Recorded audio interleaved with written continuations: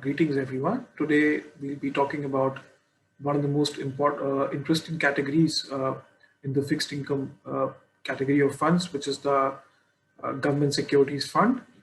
Uh, so while doing any investment allocation, how investors can tend to look is allocate their fund allocations into three categories. One is the liquidity, one is the cyclical, and one is the counter cyclical.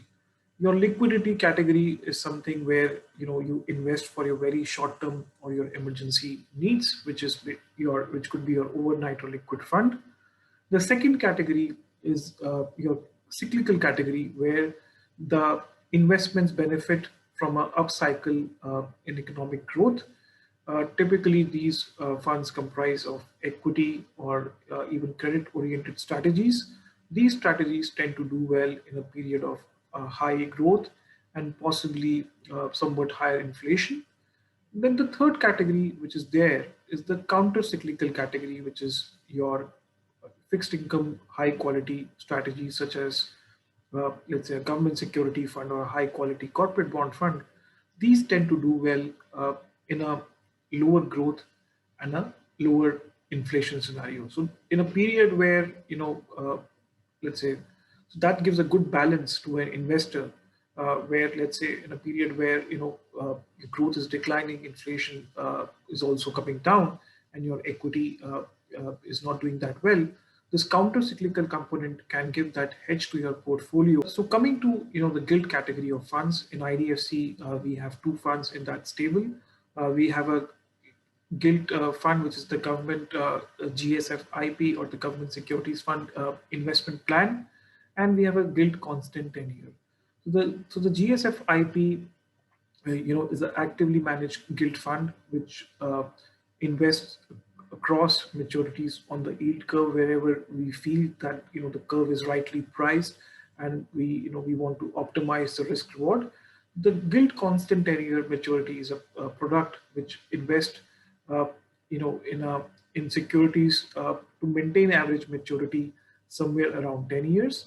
So the average maturity band in a gilt constant 10-year is more kind of a narrow and compact, and typically it can remain between 8 to 13 years, whereas in a typical gilt fund, we can run any maturity and invest at any point on the curve.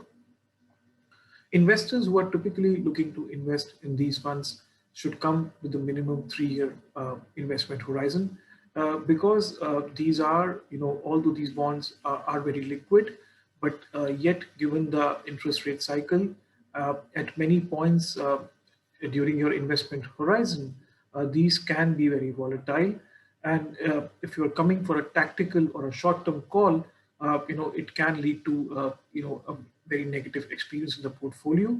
So whenever one thinks of an allocation, whether in a gilt constant 10-year or a gilt fund, one should look at from a long-term point of view, and one should look at from an asset allocation point, which is to provide a hedge in a weak growth environment. Since these funds invest in government securities, T-bills, or state development loans, typically they have zero credit risk because they invest in everything in sovereign securities. So one of the features where investors want to avoid any credit risk, these funds are most suitable for those investors. Second, investors who have a decent portion of their allocation already in equity funds or credit-oriented funds can look at allocating some of their portions in the gilt category to provide that kind of a hedge in a weak environment. And over a period of time, these funds have evolved as more securities have paused. Sorry.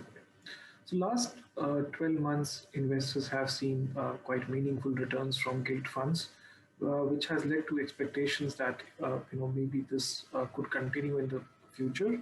What we would recommend to investors is please not really look at historical returns, because last 12 months was an unprecedented an exceptional period for the global as well as for domestic economy, where central banks across the world took steps to stabilize the financial markets, and in the process they cut rates to record low, kept liquidity at record high, and did a very sizable bond purchases to keep interest rates at a lower level, which that kind of support will slowly dissipate as economies of the world stabilize.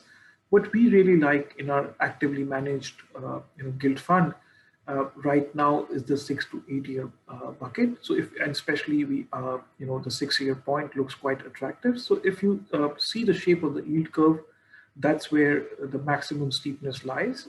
So as RBI starts to reverse, going forward from a still very accommodative to a somewhat accommodative. It's the short end which could see some volatility going forward, but the 6 year curve is already pricing in some sort of a reversal, and it's already from a spread perspective, whether we compare it to the short end or even to the long end, it's trading at quite attractive level, and it provides significant protection that even if, let's say, rates were to rise 50 to 100 basis from here on. Having said that, these are actively managed strategies, and can change depending on the change in market conditions. Constant tenure is more suitable for investors who want a certain predictability in their maturity bands. Because it operates within the range of 8 to 13 years, it gives a certain predictability to the investor that this is the interest rate call that they are taking, and they can rebalance the rest of the portfolio accordingly to arrive at a weighted average maturity of the portfolio they ultimately want to optimize at. So, gilt constant maturity funds are more suitable for investors who want to take more, do-it-yourself kind of investors who want to themselves manage the maturity of their portfolios. Whereas a gilt, actively managed gilt fund is more suitable for investors who want to rely on the fund manager expertise, and they want the fund manager to do active management to optimize the risk reward for their portfolio.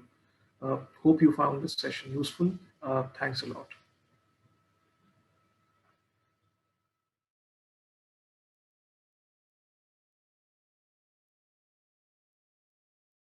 Mutual fund investments are subject to market risks.